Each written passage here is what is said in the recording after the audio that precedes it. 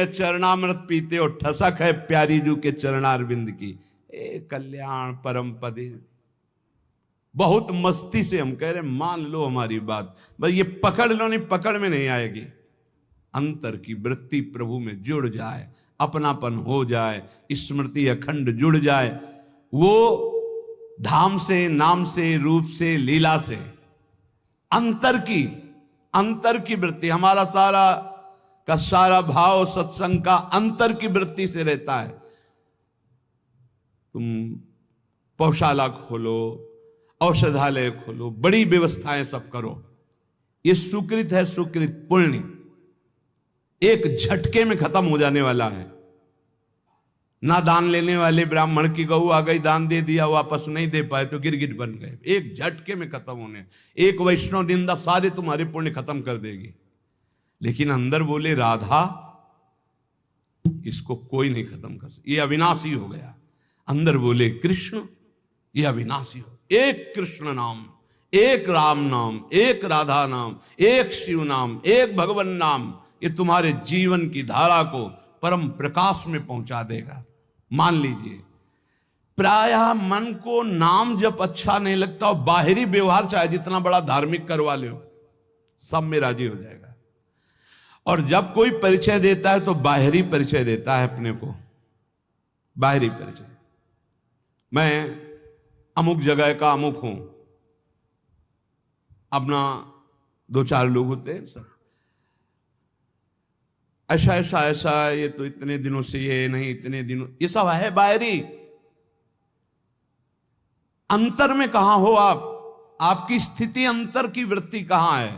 साधना बाहरी अंतर की वृत्ति को प्रकाशित करती। अंतर की वृत्ति में अगर आप नहीं हो तो बाहरी इन सबसे बहुत बड़े बड़े धोखा खा जाते हैं। इस बात से, दूब का रस पीने वाले, वलकल की लंगोटी लगाने वाले, 60-60 हजार वर्ष समाधिस्थ रहने वाले दुर्वासा जी को लगा रानियों के बीच में रहने वाला है चक्रवर्ती राजा अम्बरीश, भला हमारी समानता क्या कर सकता है।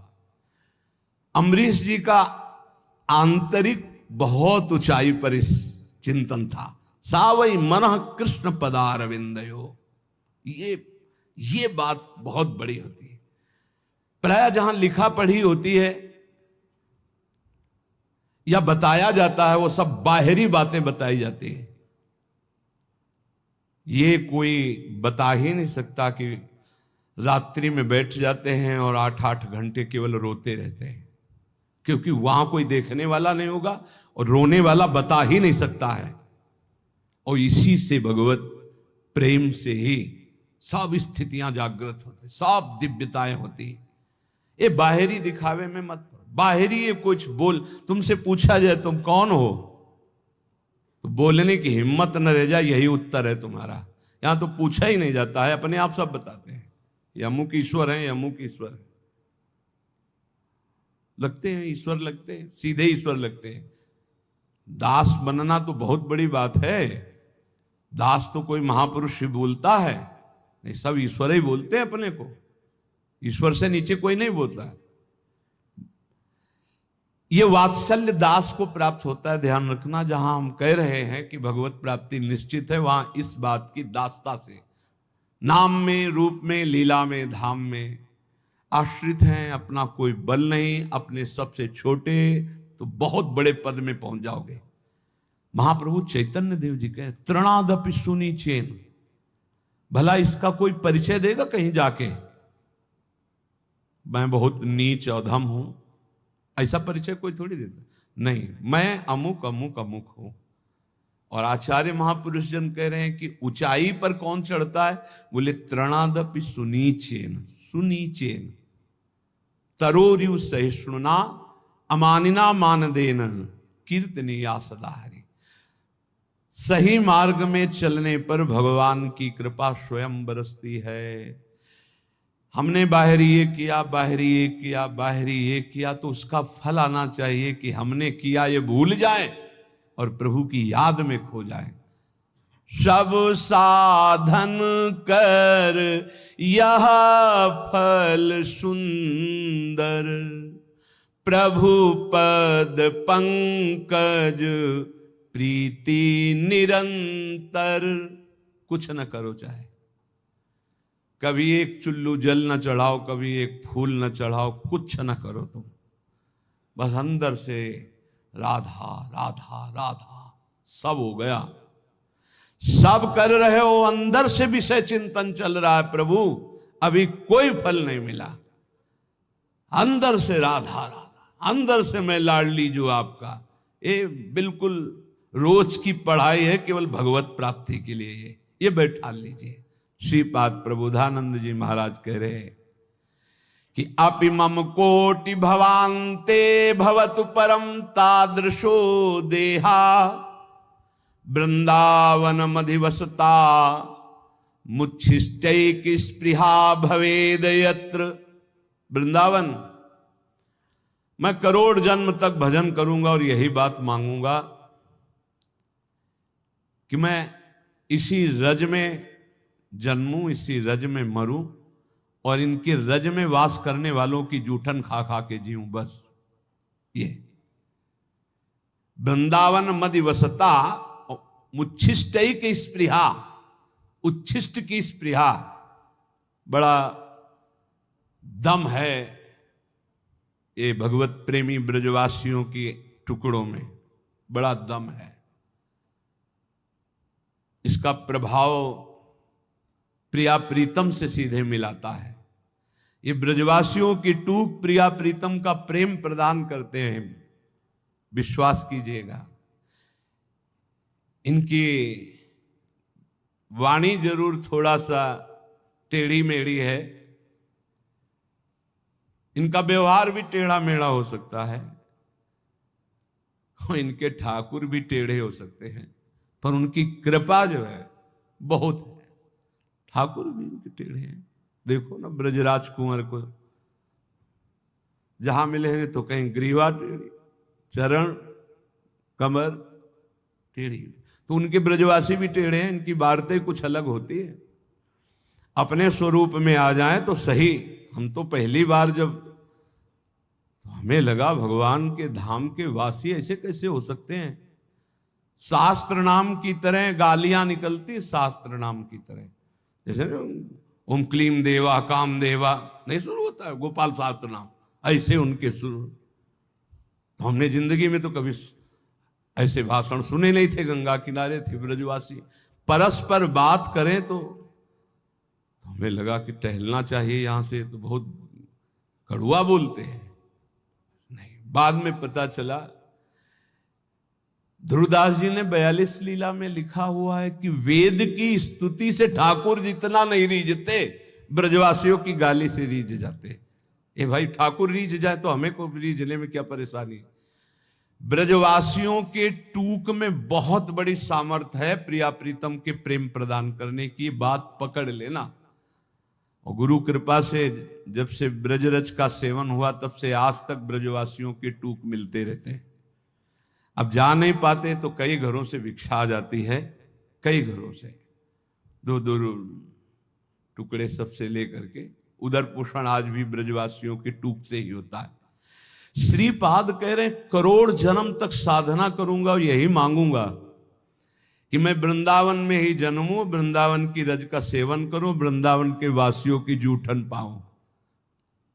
वृंदावन मधिवसता, वृंदावन के बीच में रहूं, मुच्छिष्टे की स्पृहा, मेरी ये चाहत रहेगी, आवश्यकता रहेगी कि उच्छिष्ट ब्रजवासियों का पाऊं।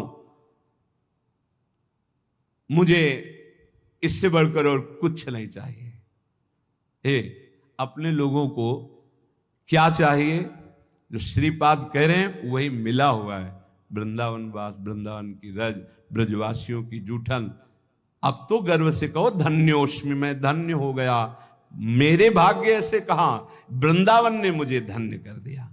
चलते हैं संत वाणी, भगवत प्रेमी महापुरुषों के वचन। हरिर हरति पापानि दुष्ट चित्तैरपि स्मृतः,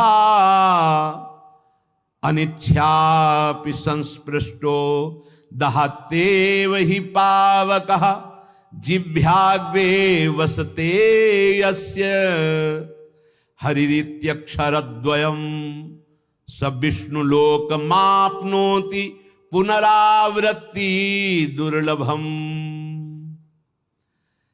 अगर पापी जन हैं, दुष्ट चित्त वाले हैं, और वो भी उच्चारण करें हरि, श्री हरि, हरे नमः, तो बोले हरिर हरति पापानि दुष्ट चित्तैरपि स्मृता। ऐसा स्मरण करते ही, बोलते ही अनिच्छापि संस्पृष्टो दहते भी पावकः। जैसे इच्छा ना हो या इच्छा हो, कैसी भी स्थिति हो, आग छू जाए तो उसमें दाहिका शक्ति जला देगी। ऐसे ही कोई भाव नहीं है, कोई भक्ति नहीं है, लेकिन वो हरि हरि, हरे नमः ऐसा उच्चारण करता है, तो बोले दुष्ट चित्त वाले के भी सारे पाप नष्ट हो करके वो भगवत प्राप्ति का अधिकारी हो जाता है। जो हरि हरि हरि, और जो हरि रसना राधा राधा रट, और हरि की रसना जब राधा राधा रट रही और फिर आप राधा राधा बोलेंगे तो आपको भगवत प्राप्ति, कौन सी दुर्लभ बात है। जिह्वाग्रे वसते यस्य हरिरित्यक्षरद्वयम्, ये दो अक्षर हरि जिसकी जिह्वा के अग्रभाग पर विराजमान होते हैं, सा विष्णु लोक मापनोति पुनरावृत्ति दुर्लभम, उसका जन्म नहीं होगा दोबारा। वो विष्णु लोक बैकुंठ धाम को जाएगा जो हरि हरि बोलेगा, जो राधा राधा बोलेगा तो वृंदावन धाम आएगा। यह भगवत प्राप्ति कौन सी कठिन बात है। देखो ना, ये महापुरुषों के वचन है, शास्त्र कह रहा है, विश्वास कर लो। अगर निरंतर नहीं जप पाते हो तो जब याद आवे तब जपने लगो, जब भूल जाओ तो भूल जाओ, जब याद आवे फिर जपने लगो। एक नाम आपके लिए बहुत बहुत मंगल करेगा, एक नाम भी मंगल करेगा। हमें तो बहुत विश्वास इस बात पर। एक बार जिन नाम ली हित सो होय अति दिन, एक नाम त्रैलोक कहीं तारे। बहुत नाम की अपार महिमा है, थोड़ा तो बेपरवाह हो जाओ। एक बड़े महापुरुष हमें मिले थे, उन्होंने ये इसकी व्याख्या करके बताई थी, संतुष्टायन केनवा।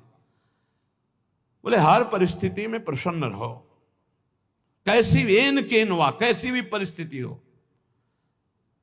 भजन हो रहा है तो ठीक है, नहीं हो रहा है तो हमारे अंदर ये बात तो है कि मैं श्री जी का हूं, प्रभु का हूं। संतुष्टायन केनवा, मैं भगवद आश्रित हूं, मैं कोई साधारण नहीं हूं, भगवान का अंश हूं और भगवद आश्रित हूं। अब अहम बैठा हुआ है कि मैं अमुक हूं, ये गड़बड़ है। अगर ये अहम बैठ जाए ना, प्रभु का हूं, भजन एक एक वृत्ति स्वाभाविक पकड़ लेगी। भगवत प्राप्ति स्पष्ट कह रहे हैं, जिह्वाग्रे वसते यस्य हरिरित्यक्षरद्वयम्, जो हरिनाम जगत शिरोमणि, वंश बिना कबहू नहीं ले हो। वो हम तो श्री हरिवंश, श्री हरिवंश। हरि ये आधा, हरिवंश का आधा नाम, ये त्रिभुवन को तारने की सामर्थ्य रखता है। जिह्वाग्रे वसते यस्य हरिरित्यक्षरद्वयम् सा विष्णु लोकमवाप्नोति पुनरावृत्ति दुर्लभम। अब नहीं होगा उसका जन्म जिसकी जिह्वा के अग्रभाग पर आ गया हरि हरि हरि हरि, ऐसा बोल लिया।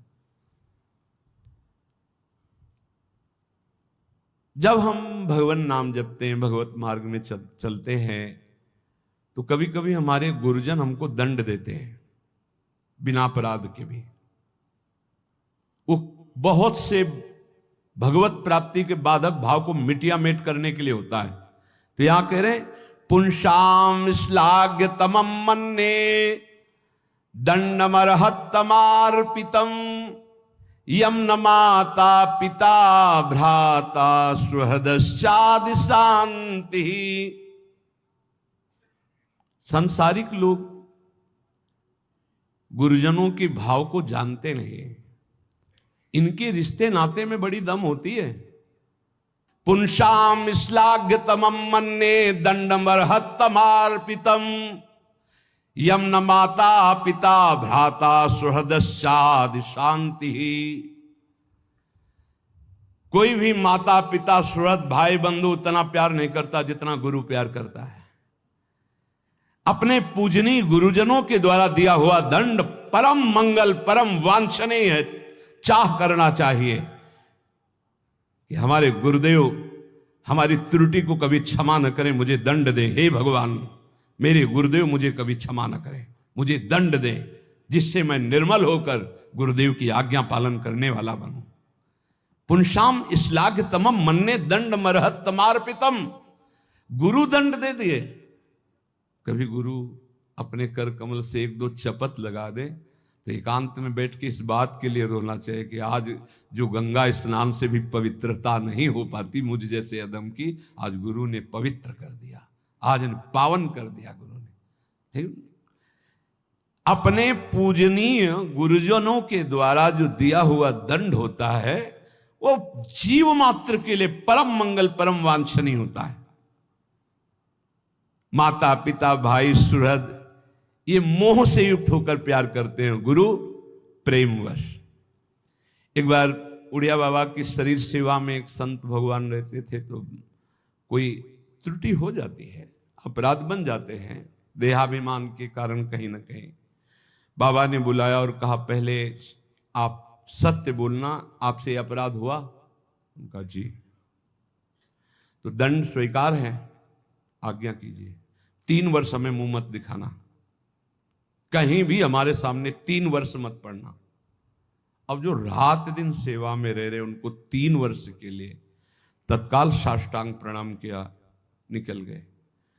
जाकर के रामघाट की तरफ गंगा किनारे ऐसे रहने लगे। जो गंगा स्नान करने आते उन लोगों ने फिर झोपड़ी बना दी। कई कई दिन भिक्षा मांगने न जाते। महान वो तो महापुरुष के समीप थे तो साधन पद्धति जानते ही थे, दिव्य साधना में संलग्न हो गए। तो एक बड़े महापुरुष वहां पास में रहते थे, तो लोगों ने बताया कि कोई बहुत उत्तम कोटि के साधक यहाँ तपस्या कर रहे हैं। नजदीक आए तो उन्होंने कहा, अरे आप तो उड़िया बाबा की सेवा में रहते थे, आप तो उनका अपराध बन गया। तो गुरुदेव पर रो पड़े चिल्ला के। तो उनका सुनते हैं तुम कई कई दिन भिक्षा मांगने नहीं। बोले कुछ अच्छा नहीं लगता, जीना अच्छा नहीं लगता। सच्चे मानिए, इष्ट प्रेमी या गुरु प्रेमी को रात दिन चैन नहीं होती। जो मैं ऐसा जानती प्रीति किए दुख होए, नगर ढिंढोरा पीटती। मीरा जी कहती है जी प्रीति न करियो कोई। रात दिन यहां एक ही होता है। कब रात है कब दिन, कब रात है कब दिन है, कुछ पता नहीं। कुछ रात दिवस का ऐसे ये ऐसा होता है। वो आए बाबा के पास और कहा, बाबा संतों का हृदय इतना निर्मल होता है कि माखन से भी कोमल बताया गया है। ये क्या तरीका है आपका? आप अपने अंग सेवी को इतनी दूर 3 वर्ष के लिए कर दिया, उसका जीना मुश्किल है। कई कई दिन भोजन नहीं पा रहे। बाबा ने कहा उनकी चर्चा बंद करके कोई और चर्चा करो। अगर आप हमसे प्रियता रखते हो तो हमारी आज्ञा का पालन करो। वो संत लौट कर गए। बोले भाई पता नहीं क्या अपराध है आपका कि हमको तो साफ मना कर दिया कि आपकी चर्चा ही ना करें, अब और भी है। 3 वर्ष बाद जब आए बाबा के चरणों में रो के गिरे तो बाबा ने कहा काम हो गया? उनका हाँ प्रभु। बोले ये जो 3 जन्म में भी नहीं होता वो 3 साल में हो गया। गुरुजनों के द्वारा दिया हुआ दंड विधान जीव मात्र के लिए अत्यंत वांछनीय परम मंगलमय। बस मान ले, सच्ची मान लेना, सच्ची। माता पिता सुहृद भाई रिश्ते नाते मोह के वशीभूत है और गुरु प्रेम पूर्वक। बस ये बहुत कठिन है, बहुत कठिन है। अंदर की अगर सुई जरा भी शरणागति से हिली, बस वही परिचय देखा जाता है और कुछ नहीं। पतन तो तुम्हारा होने नहीं देंगे, चाहे तुम गाली दो, चाहे लाख कोस दूर जाओ। इतने बड़े हाथ हैं अजान बाहु भगवान के कि पतन तो तुम्हारा होने नहीं देंगे। वचन की शरणागत सही, झूठी शरणागति सही। जो कोई भक्ति करे कपट से उसको भी अपनाऊं, साम दाम और दंड भेद से सीधे रास्ते लाऊं, नकली से बनाऊं असली। यही तो मेरे मन में ठनी भगत मेरे मुकुटमणि। पर जो स्वाद आना था उसमें समय लग जाएगा, स्वाद पूर्वक। यहां कह रहे हैं कि अपने गुरुजनों के द्वारा दिया हुआ दंड वांछनीय है, चाह करना चाहिए। कि सदगुरु हमें कभी माफ ना करें, हमें सदैव दंड दे। जो दंड विधान हमें भगवत साक्षात्कार कर, पक्का पक्का। अगस्त्य जी ने सुतीक्ष्ण जी को जब तो सियाराम जी के साथ आए थे गुरुदेव के पास। इसलिए अपने गुरुजनों के द्वारा दिया हुआ जो दंड विधान है उसे आदर के साथ स्वीकार करना चाहिए, क्योंकि वो हमें अहंकार से दूर करके ज्ञान नेत्र प्रदान करने वाला दंड विधान बनता है। गुरुजनों के द्वारा दिया हुआ दंड विधान ये अमृत के समान एक दिन पद दोहा गा रहे थे हरिराम व्यास जी की, तो उसमें था कि लोक की बड़ाई कुकर की सिबान और बैर प्यार किए मुख चाटी है, बैर किए तनहानी, और रसिकों की गारी भली। दोनों में था कि अगर संसारी आदमी बड़ाई करे तो उसे अच्छा मत समझना, और अगर गुरुजन रसिक जन कड़ुए वचन बोल के डांट दे तो नाच पड़ना जरूर परम मंगल हो गया।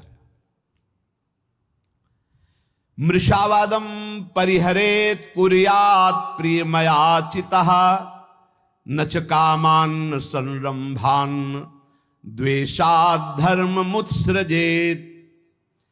यदि नाम जप करना है निरंतर तो झूठ बोलना छोड़ दो। झूठ बोलने वाले की जबान पे नाम जप निरंतरता में नहीं आता, पकड़ो। मृषावादम परिहरेत, झूठा बोलना बंद करो। माला है, नाम जप कर रहे हो, सत्य बोलो। झूठ बोलने से क्या लाभ मिलेगा? भगवान नाम में चल रहे हो, भगवत मार्ग में चल रहे हो। और देखो, व्यापार आदि में भी झूठ बोलने की जरूरत नहीं। जिनको लगता है बिना झूठ बोले व्यापार नहीं चलता, वो कमजोर हृदय के हैं। सब कोई जानता है मुनाफे के लिए व्यापार किया जाता है। अपनी सामान का मुनाफा जोड़कर बोल दीजिए, झूठ बोलने की जरूरत नहीं। अरे बहुत झूठ बोलते हैं। एक गमछा है खरीदने के लिए, जिससे गए वो 130 रुपया, नहीं थोड़ा कम कर दो। वो तुम्हें बताएं, कसम से कहते हैं 120 का लाए। अब 120 का तुम ले ही ले, तुम्हारे लिए हम कसम बोलने की क्या जरूरत थी? झूठ क्यों बोल गए भाई? 130 का हम दे रहे हैं, तुम्हें लेना लीजिए, नहीं दूसरी दुकान दीजिए। ज्यादा उसमें चापलूसी या झूठ बोलने की जरूरत नहीं। मृषावादम परिहरेत, यदि आप व्यापारी हैं या गृहस्थी में कोई भी कार्य बोले बिना झूठ बोले काम नहीं चलेगा। ऐसा तो हमें शास्त्रों में कहीं नहीं मिला कि कोई व्यापार, कोई ऐसा कार्य की झूठ हो। हाँ, एक जगह जरूर झूठ बोल देना चाहिए। यदि किसी के प्राण बच रहे हैं, सर्वस्व का नाश बच रहा है, जरूर झूठ बोल दो, उसके प्राण बचा लो। वो झूठ तुम्हें सत्य का लाभ प्रदान करेगा। अपने स्वार्थ के लिए झूठ मत बोलो।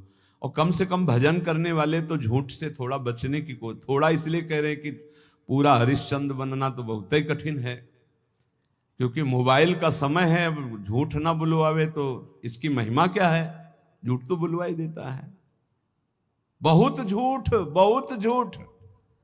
पकड़ा जाता है झूठ।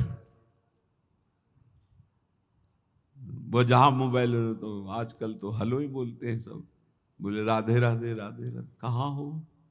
बाजार में है इस समय, बगल से बगले के फ्लेट में है, बाजार में है इस समय, तो नहीं मिल सकते। बाजार झूठ बुलवाता है मोबाइल, बहुत झूठ बुलवाता है। वृंदावन में है, अपने घर में, कहाँ हो? इस समय तो आगरे में, आज तो नहीं मिल सकते, फिर आगे बताएंगे आपको। अब क्या जाता है, झूठ बोल दिए। अरे भैया, बेमतलब झूठ बोल रहे हो। नहीं असत्य संपातक पुंजा। और बता दें, झूठा मुंह मत रखना। यदि निरंतर नाम जप करना, चरणामृत पीने से झूठा नहीं होता। भगवत प्रसाद का किनका लेने से झूठा नहीं माना जाता। शेष कुछ भी झूठा मत रखना। कल हमको एक डॉक्टर साहब शिक्षा दे गए हैं कि आप शराब मांस आदि के लिए तो निषेध करते ही हैं, तमाकू और पान मसाला का भी निषेध कीजिए, क्योंकि इससे कैंसर हो जाता है। तो इसमें और दोष है कि जैसे आप, अब जब चिंतन हुआ तब समझ में, आप मुख में रखोगे तो मंत्र नहीं जप पाओगे। फिर खूब अच्छे से कुल्ला करके, जी भी करके, आचमन करके फिर मंत्र, ऐसा कौन करता है? तो मसाला तो और तमाकू सुपारी खाने वाला निरंतर नाम जप नहीं कर सकता। इसलिए प्रार्थना इस पर भी कल से हमें शिक्षा मिली। भगवान विविध रूपों में आके शिक्षा देते और कह रहे थे कि हम डॉक्टर हैं मुख के। सैकड़ों ऐसे लोग जिनके मुख के कैंसर हो गए हैं, जो तमाकू, गुलमंजन, पान मसाला, तो ये भजन में भी खतरनाक है भाई। सिद्ध पुरुष हो तो हम प्रणाम करते हैं भाई, लेकिन साधक हो तो पान मसाला, तमाकू, ये चीजें बंद कर दो। अभी तक तो हम यही शराब मांस इसके लिए बोलते थे। वो कल बता गए, बोले बड़ी बुरी स्थिति कैंसर के मुख में हो रही है इसी से। तो झूठ बोलना छोड़ दो। पान मसाला तमाकू ये सब इस भजन के लिए बहुत बाधक वस्तुएं हैं। कुर्यात प्रिय मयाचितः,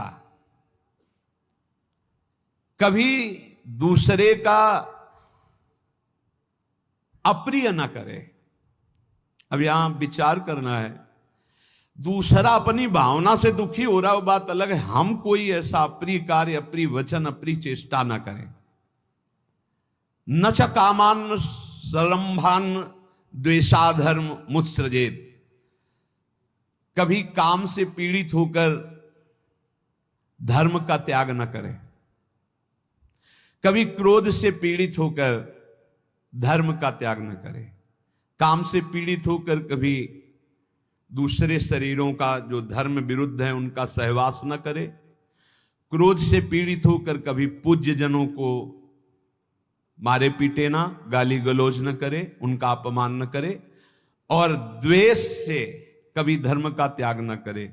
द्वेष पूर्वक किसी का अहित, किसी का मंगल ना करे, तो निरंतर नाम चलने लगेगा। आप अभ्यास करो। तमाकू मसाला ना खाए, झूठ न बोले, पराई माता बहनों की तरफ काम दृष्टि से न देखे, या पराये शरीरों से काम भावना धर्म विरुद्ध न करे।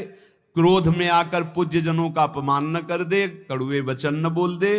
द्वेष में आकर किसी का अहित न करे। तो नाम जब अभ्यास से बहुत जल्दी निरंतरता पकड़ लेता है। न पापे प्रतिपापः स्यात् साधुरेव सदा भवेत्, आत्मनैव हतः पापो यह पापम कर्तुमिच्छति। यदि तुम्हारे साथ कोई पापी आदमी पाप का बर्ताव कर दे, यदि तुम नाम जापक हो, तो उसके बदले में तुम पाप मत करना। ना उससे तुम बदला चाहना, ना भगवान से, ना किसी और के सहयोग से, और ना स्वयं से। ये भगवत प्राप्ति के लिए है।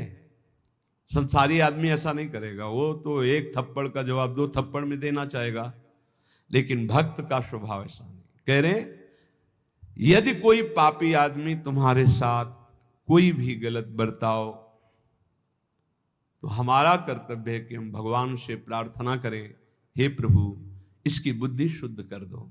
नाथ यदि इसकी बुद्धि शुद्ध हो जाए तो ये भी महात्मा हो जाएगा। प्रभु इसको दंड मत देना, ये बहुत भूल में है, इसकी भूल को मिटा दो हे नाथ, हम आपसे प्रार्थना करते हैं।